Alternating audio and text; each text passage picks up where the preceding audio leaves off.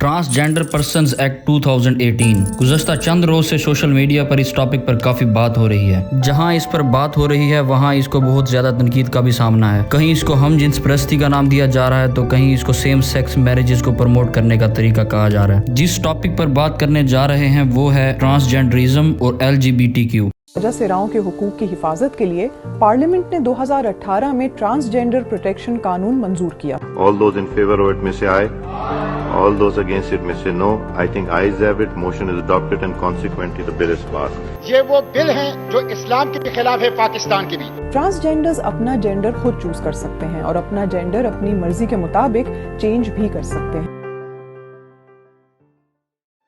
सबसे पहले हम ये देखते हैं कि ये टर्म्स कैसे डेवलप हुई, इसमें परवर्जन्स कैसे आई। साल 1940 इन टर्म्स का वजूद भी नहीं था। पहले ये होमोसेक्सुअलिटी के नाम से थी। इस नाम पर नेगेटिव रिमार्क्स थी तो इसको बदल कर ट्रांससेक्सुअल रख दिया गया। लेकिन ओवरऑल जब सेक्स और जेंडर की बहस शुरू हुई तो मालूम हुआ sex is a biological construct and gender is a social construct. तो सोशल इक्वालिटी के लिए ट्रांससेक्सुअल्स को ट्रांसजेंडर से तब्दील कर दिया गया। बाद में बाकी टर्म्स को ऐड करके LGBT बना दिया गया जो कि लेस्बियन, गेज, बाइसेक्सुअल और ट्रांसजेंडर्स को रिप्रेजेंट करता है। दिसंबर 10 साल 1948 यूनाइटेड नेशन की जनरल असेंबली ने इंसानी हकूक की बात की। साल 2011 में यूनाइटेड नेशन की ह्यूमन राइट्स काउंसिल में LGBT राइट्स को डिक्लेयर किया गया और कहा गया ये एक ह्यूमन राइट्स का इशू है। जब ये डिक्लेयर हुआ तो यूनाइटेड नेशन के हाई कमीशन ने एक रिपोर्ट जारी की जिसमें ये बताया गया कि दुनिया भर में LGBT लोगों पर कितने मुजालिम हो रहे हैं, इनके साथ इम्तियाजी सलूक किया जा रहा है, हैरेसमेंट्स हो रही हैं, इसलिए इनके तहफ़्फ़ुज़ के लिए लॉज बनाए गए और कहा गया इनको इंटरनेशनली फॉलो किया जाएगा।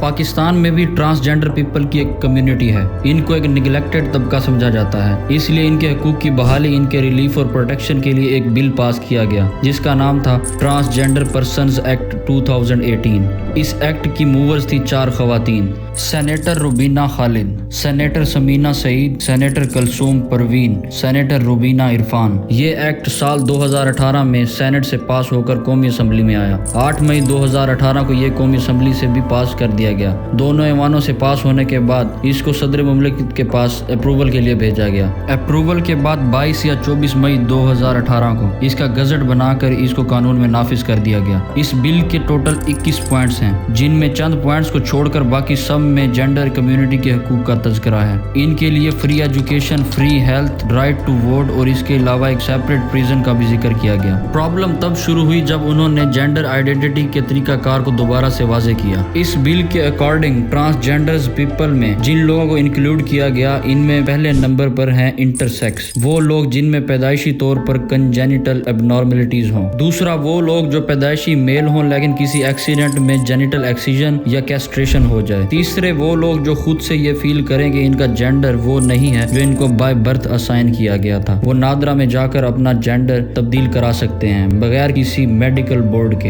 एक्ट का नाम तो ट्रांसजेंडर एक्ट रख दिया गया मगर फिर इसमें सब कैटेगरीज को शामिल कर दिया गया जिनमें इंटरसेक्स, सेल्फ परसीव्ड और जेनिटल एक्सीजन वाले पर्सन्स को ऐड किया गया। इसी की एक्सप्लेनेशन देते हुए साल 2021 में सेनेटर मुश्ताक अहमद ने चंद तरमीम पेश की जिसमें उन्होंने लिखा कि एक तो ट्रांसजेंडर की डेफिनेशन को ठीक किया जाए। इनका कहना था कि लफ्ज ट्रांसजेंडर ठीक नहीं है, असल लफ्ज इंटरसेक्स है जो हम इन लोगों के लिए यूज कर सकते हैं। United Nations office of high commission for human rights की वेबसाइट पर इंटरसेक्स और ट्रांसजेंडर को सेपरेट रखा गया है। दूसरा ये कि एज पर हिज और her self perceived gender identity की जगह पर एडवाइस ऑफ मेडिकल बोर्ड होना चाहिए। तीसरा है जेंडर रीअसाइनमेंट के लिए भी मेडिकल बोर्ड होना चाहिए। इस मेडिकल बोर्ड में जो लोग शामिल होंगे वो professor, doctor, male general surgeon, female general surgeon, psychologist, chief medical officer. ये मेडिकल बोर्ड डिसाइड करेगा कि वो पर्सन असल में ट्रांसजेंडर है भी कि नहीं और कौन जेंडर रीअसाइनमेंट के लिए अहल है, इसको कोई साइकेट्रिक मसला तो नहीं है। इनका कहना यह भी था कि इस बिल में एक जगह भी कॉन्स्टिट्यूशन ऑफ पाकिस्तान का हवाला नहीं दिया गया और ना ही कुरान और सुन्नत का हवाला दिया गया है। हवाला जो दिया गया वो ये कि ये इंटरनेशनल लॉज के अकॉर्डिंग है। हालांकि अगर आर्टिकल 1, 2,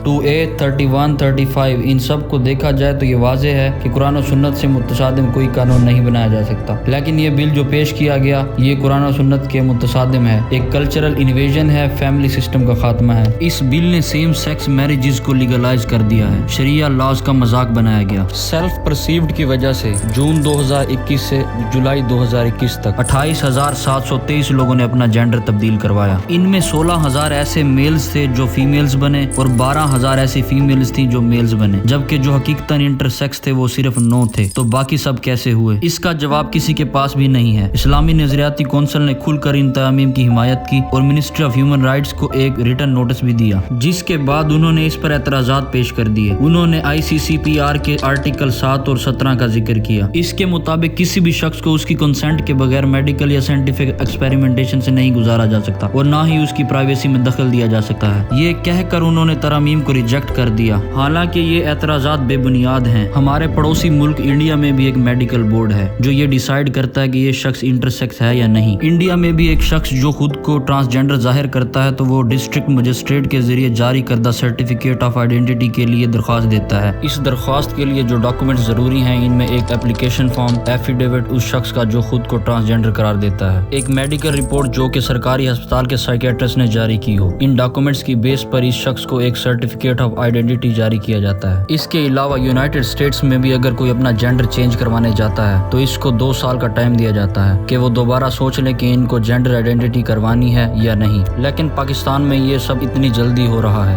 ICJ کا کہنا ہے پاکستان میں یہ لا بہت ہی پروگریسو ہے، یہاں تک کہ انڈیا سے بھی زیادہ۔ سوچنے کی بات یہ ہے کہ اگر پاکستان یونائٹڈ نیشن کا ممبر ہے تو وہ آرگنائزیشن آف اسلامک کوآپریشن کا بھی ممبر ہے۔ جب OIC کے ادارے اسلامک ہیومن رائٹس کمیشن نے ان لاز کو ریفیوز کر دیا تھا تو پاکستان نے اس کو کیسے ایکسیپٹ کر لیا؟ جب تک یہ تمام اعتراضات حل نہیں کیے جاتے تب تک یہ مسائل سامنے آتے رہیں گے۔ یہ سیکشول رائٹس کا ایک انٹرنیشنل ایجنڈا ہے جو پوری دنیا پر مسلط کیا جا رہا ہے۔ اس کے کانسیکوینسز تو پورے یورپ میں بھی آنا شروع ہو گئے ہیں۔ پاکستان جو کہ ایک اسلامک کنٹری ہے، اس کے لیے تو یہ ایک لمحہ فکریہ ہے۔